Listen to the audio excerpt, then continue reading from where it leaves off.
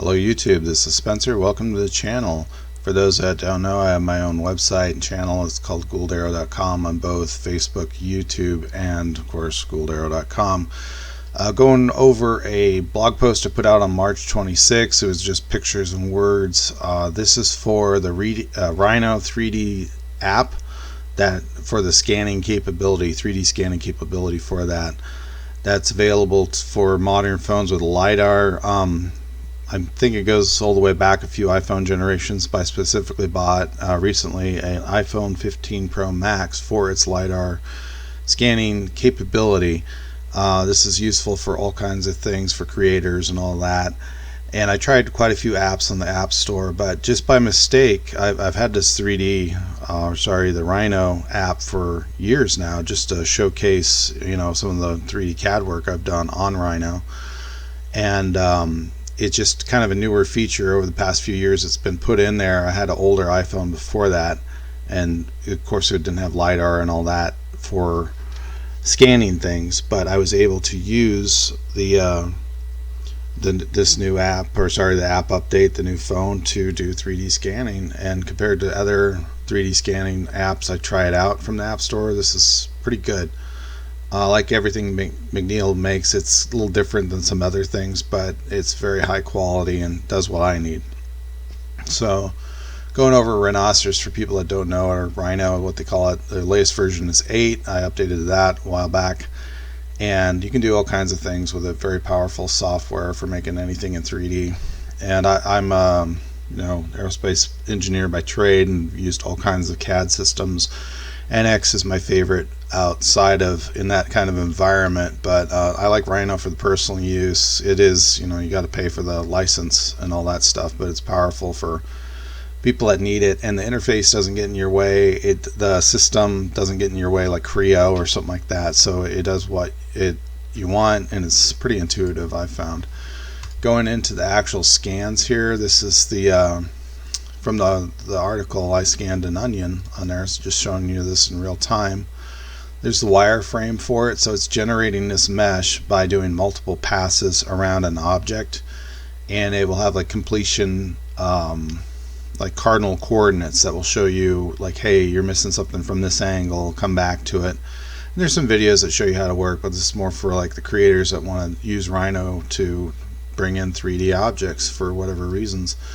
So let's see here, change it to rendered, and it actually like photo maps. It's taking actual real pictures and the mesh 3D space data, overlays them, and makes something like this. So this could be used in like an architectural proposal or something like that, where you need like a plant, something that would be very difficult to model.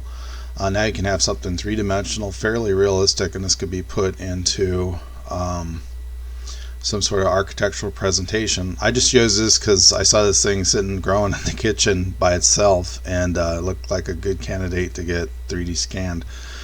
Also have a bunch of aviation friends. They need help scanning a wheel hub here. So let's see here, show you what that looks like.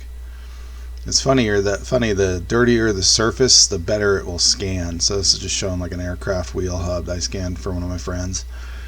And it's good for like a reference or something like that. You definitely wouldn't want to like send that to machine shop, but it's going to give you a lot of insight into the little nooks and crannies. It actually shows you all that stuff in 3D. So pretty powerful. Going back to the website, here's the article. It's just text and images, so it goes over all those things. Or it has the links in it. I'll put links for Rhino, the app, and various other stuff.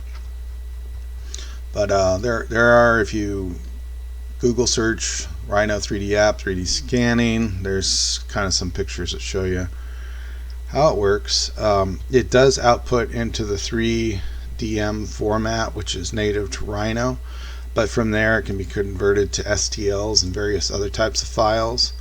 If it's something that you don't need like precise, like let's see here, this wheel hub, it has to be lathe turn surfaces, very precise, body of revolution. So that's not something you'd send off anywhere. That'd be like a reference. But say cosplay or architecture, what have you, something where those interfaces aren't as sensitive, like you need a precise datum A surface and some holes and things of that nature, you can use say this onion here.